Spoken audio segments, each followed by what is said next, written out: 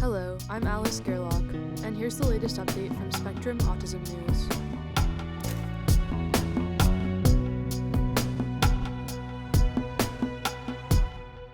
Exclusive. Shakeup at Top Psychiatric Institute following suicide in clinical trial by Brendan Burrell.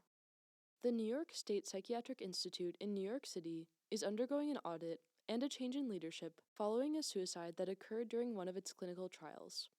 Autism researcher Jeremy Veenstra Vanderweel has abruptly taken the helm as the interim executive director of the institute and chair of the Columbia University Psychiatry Department, replacing Helen Blair Simpson, Spectrum has learned.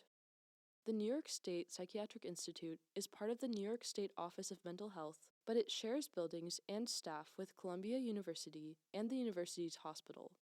The Office of Mental Health is currently conducting an audit of the institute, according to Carla Cantor, the Institute's Director of Communications.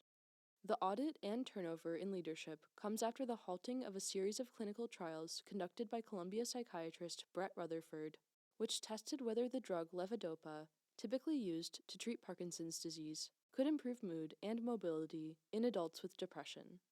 During a double-blind study that began in 2019, a participant in the placebo group died by suicide.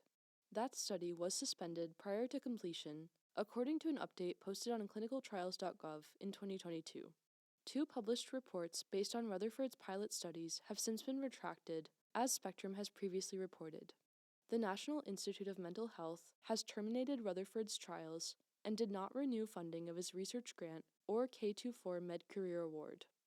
Former members of Rutherford's laboratory describe it as a high-pressure environment that often put publications ahead of study participants.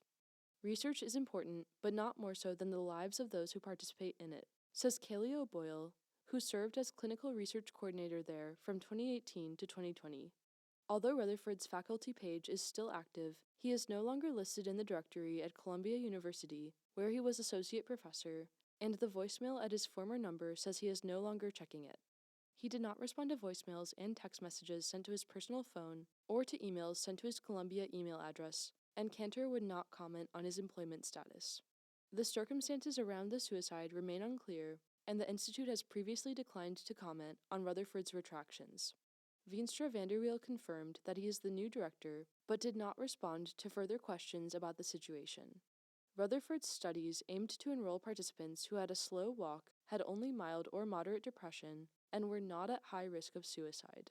You need to make absolutely certain that you are doing as much as you can to exclude people who are at risk of suicide or violence to other people, says Carl Elliott, a bioethicist at the University of Minnesota, who has written extensively and critically about a suicide in a clinical trial at his institution. With this trial, the question I would have is, were those things taken care of? It was often challenging to recruit participants who met all of the criteria set by the researchers and the Institutional Research Ethics Board, according to Emily Roberts, a former research assistant in Rutherford's lab who managed the clinical trial in its first year. In a study that is difficult to enroll for, you're going to stretch the boundaries of who is eligible for it, she says. Roberts notes that many of the participants she worked with were not well off financially and were likely motivated by the small payments they received. Rutherford was aiming to enroll 90 participants. To beef up recruitment, participants were reimbursed for their transportation costs and paid $15 per visit for 8 visits, according to the study protocol. Those who also took part in MRI or positron emission tomography scans would receive up to $400 in additional payments. Participants who met all the enrollment criteria but were taking an ineffective antidepressant were supposed to undergo a study-supervised taper of that medication and complete a washout period, though that was not explicitly written into the publicly available study protocol. In January 2022, the study was temporarily suspended by the U.S. National Institute of Mental Health following the suicide. It is unknown whether that participant had been taking any antidepressant medication prior to the study. 4 of Rutherford's published studies were subsequently retracted or corrected for issues related to how participants taking antidepressants at enrollment were handled. One retraction notice published in February indicates tapering could be challenging and that the researchers did not always stick to the protocol. 1/3 of the participants taking antidepressants were unable to successfully taper off of them. Most of the others began the study in the middle of a planned 28-day washout period. In one case, a participant had taken antidepressant medication just 1 day prior to the study. The discontinuation of antidepressants has been linked to an increased risk of suicide. The suspended clinical trial was eventually terminated with 51 participants, according to clinicaltrials.gov. A note appended to the results states, "Data collected in the trial have been presented as required but are considered unreliable." Elliott, the bioethicist, says that a fundamental problem with the way clinical trials are overseen is that ethics boards will review a protocol but not confirm that investigators are adhering to it. As an author of one of the retracted studies, Roberts is not surprised by the anomalies in the research.